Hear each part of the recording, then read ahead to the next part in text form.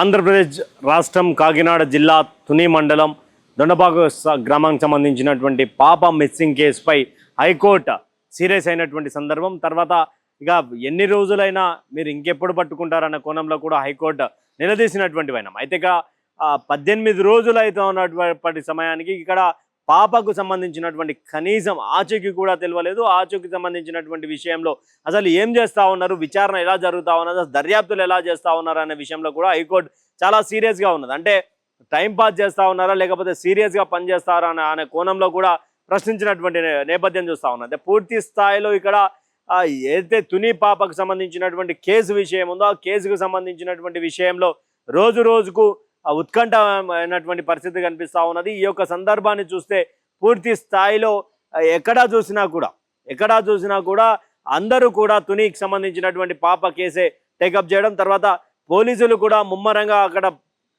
దర్యాప్తు చేసినటువంటి సందర్భం చూస్తూ ఉన్నాం. ఇక్కడ 4 టీములుగా విడిపోయినటువంటి పోలీసు బృందాలు, హనుమాన్ టీం, ఎన్డీఆర్ఎఫ్, ఎస్డీఆర్ఎఫ్, తర్వాత రేంజ్ ఆఫీసర్లు కూడా దర్యాప్తు చేసినప్పటికీ కూడా ఎక్కడ కూడా పాపకు సంబంధించినటువంటి డీటెయిల్స్ బయటికి రాకపోవడం వెనుక అసలు మర్మం ఏంటి, అసలు కుక్కకు సంబంధించినటువంటి పోస్ట్ మార్టం రిపోర్ట్ ఏదైతే ఉందో పోస్ట్ మార్టం రిపోర్ట్ సంబంధించినటువంటి విషయాన్ని ఎప్పుడు బయటికి ఇస్తారు, అసలు సుప్రీంకోర్టు సంబంధించినటువంటి గైడ్ లైన్స్ ఏదైతే ఉందో ఆ గైడ్ లైన్స్ సంబంధించినటువంటి సందర్భాన్ని చూపిస్తూ అసలు ఆ గైడ్ లైన్స్ అనేది పాటిస్తున్నారా, అసలు దానికి సంబంధించినటువంటి విచారణ ఇప్పటివరకు ఎంత అయిందో ఆ స్టేట్మెంట్లు కూడా ముందు పెట్టాలి అంటూ కూడా హైకోర్టు చాలా సీరియస్ అయింది. అయితే 18 రోజులుగా పాపకు సంబంధించినటువంటి విషయంలో ఎలాంటి ఆచూకీ దొరకలేదు. తర్వాత పోలీసులు కూడా వివిధ రకాలుగా దర్యాప్తు చేయడం మొదలుపెట్టారు. మొట్టమొదటగా క్రూరమైనటువంటి జంతువులు ఏమైనా ఉన్నాయా అనేది కొత్త కోణం చూపిస్తే ఫస్ట్ మొదలు పెట్టంగానే అక్కడ కిడ్నాప్ ఏమైనా అయిందా అనే విషయంలో కిడ్నాప్ కేసు కింద దర్యాప్తు చేసినటువంటి వైనం చూసాం. అక్కడ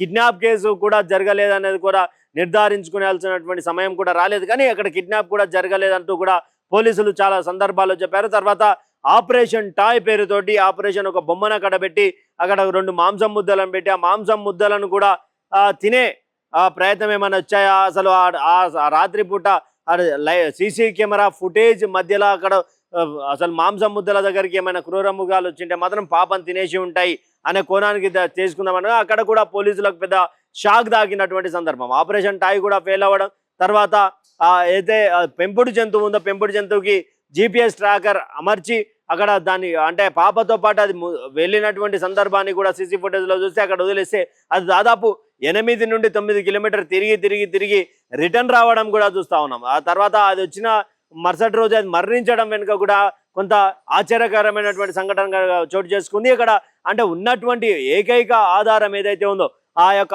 ఆధారం పూర్తిగా విఫలమైనట్టు పోస్ట్ మార్టం పంపించినటువంటి పెంపుడు జంతువుకు సంబంధించినటువంటి పోస్ట్ మార్టం రిపోర్ట్ ఇంకా బయటికి రాకపోవడం, అసలు ఇప్పటి వరకు బయటికి ఎందుకు పెట్టలేదన్న కోణంలో కూడా హైకోర్టు సీరియస్ అయింది. హైకోర్టు సీరియస్ అయినటువంటి నేపథ్యంలో అసలు పోలీసులు ఏం చేస్తున్నారు అనే కోణాన్ని కూడా బయట పెద్దగా అల్చల్ అవుతా ఉన్నది. అయితే ఆంధ్రప్రదేశ్ సంబంధించినటువంటి రాష్ట్రానికి సంబంధించినటువంటి ఉప ముఖ్యమంత్రి కావచ్చు, తర్వాత ముఖ్యమంత్రి కావచ్చు, తర్వాత హోంశాఖ మంత్రి వాళ్ళందరూ కూడా సీరియస్గా వర్క్ చేస్తూ ఉన్నారు. అయినప్పటికీ కూడా ఎక్కడ కూడా జ్ఞానేశ్వరికి సంబంధించినటువంటి ఆధారాలు ఇప్పటి వరకు లభ్యం కానటువంటి పరిస్థితి. అయితే మరి అసలు నిజానికి జ్ఞానేశ్వరికి ఏమైంది, అసలు జ్ఞానేశ్వరి ఉందా, బ్రతిగా ఉందా లేదా అనే కోణంలో కూడా అసలు కొన్ని ప్రశ్నలు ఉత్పన్నమవుతా ఉన్నాయి. అంటే ఇన్ని రోజులు 18 రోజుల సమయం గడుస్తూ ఉన్నది.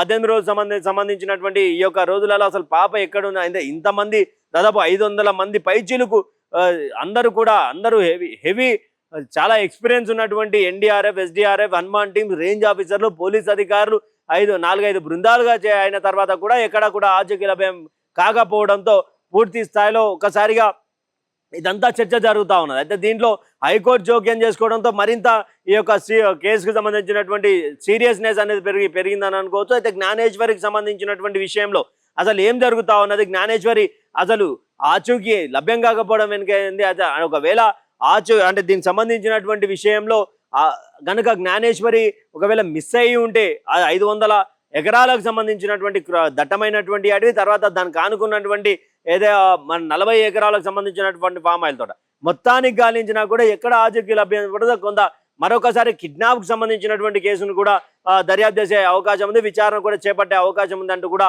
కొంత సమాచారం అంతా ఉన్నది. మరి కిడ్నాప్ చేసి అంటే 18 రోజులుగా ఉన్నటువంటి బాడీ అంటే పాపకు సంబంధించినటువంటి ఏదైతే మిస్సింగ్ కేసు ఉందో మరి ఇంతవరకు కనీసం డ్రెస్ కానీ తమకు సంబంధించినటువంటి అడుగులు కానీ ఏది కూడా లభ్యం కాకపోవడం కనుక కిడ్నాపే అయి ఉంటుంది అనే కోణంలో బీడీ అక్కడ జీడీ గ్యాంగ్ ఏదైతే ఉంటుందో అక్కడ జీడీకి సంబంధించినటువంటి జీడీలు ఏరుకునేటువంటి కొంతమందిని కూడా అరెస్ట్ చేసి విచారణ చేసినటువంటి నేపథ్యం కూడా చూస్తూ ఉన్నాం. అయితే మరి అంటే అడవిలోకి వచ్చేటువంటి వ్యక్తులు ఎవరు, అసలు ఆ అడవిలో ఏం జరుగుతూ ఉన్నది అనేది కూడా ఒక కొత్త కోణాన్ని మరొకసారి ప్రజల ముందుకు తీసుకొస్తా ఉన్నటువంటి నేపథ్యం చూస్తూ ఉన్నాం. అయితే సుప్రీంకోర్టుకు సంబంధించినటువంటి గైడ్లైన్స్ ప్రకారమే స్టాండర్డ్ గైడ్లైన్స్ ఉంటాయి, అవి దానికి సంబంధించినటువంటి గైడ్లైన్స్ ప్రకారమే విచారణ చేస్తూ ఉన్నారా, లేకపోతే దర్యాప్తు ఆ కార్యక్రమాన్ని ఎలా తీసుకుంటా అన్నారు అనేది కూడా ఇమీడియట్గా సబ్మిట్ చేయాలంటూ కూడా హైకోర్టు సీరియస్ అయినటువంటి నేపథ్యంలో మరి పోలీసులు ఇప్పటికీ పెంపుడు జంతువుకు సంబంధించినటువంటి పోస్ట్ మార్టం కూడా ఇప్పటి వరకు బయటికి రాకపోవడం, తర్వాత జ్ఞానేశ్వర్ సంబంధించినటువంటి